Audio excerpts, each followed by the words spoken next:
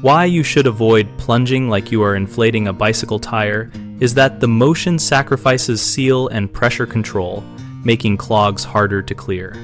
When you plunge correctly, focus on creating and maintaining a tight seal around the drain with the flange or cup of the plunger, so force is transmitted to the blockage and not lost around the edges. Use steady force in both the push and pull strokes, rather than a single exaggerated push, because pressure changes from both directions help break up and dislodge obstructions more effectively. Keep the plunger submerged so air does not enter the bell and reduce suction. If needed, add a little water to cover the cup before you start. Work with a rhythm that prioritizes effectiveness over speed, meaning measured strokes rather than rapid pumping that can break the seal. If the clog is stubborn, switch between short, strong strokes and longer, steady pulls to vary the pressure profile and avoid compacting debris. Protect surrounding surfaces and yourself by placing towels and wearing gloves, and stop to inspect results every few strokes so you do not damage pipes by overworking a persistent blockage.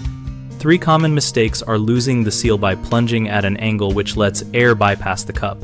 Correct that by repositioning the plunger until you feel full contact and then apply even pressure.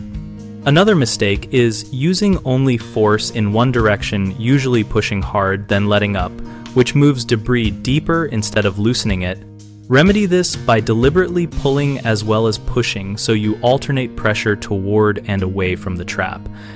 A final issue is expending energy with frantic rapid pumps that create splashes and fatigue. Slow down, maintain a steady controlled tempo, and refill the cup with water if it starts drawing air so every stroke remains effective. BigHomeProjects.com connects homeowners with local contractors and offers a discussion community where people share real experiences and practical tips about fixes like plunging technique. We help contractors find work by giving them a place to engage with potential customers and show their expertise.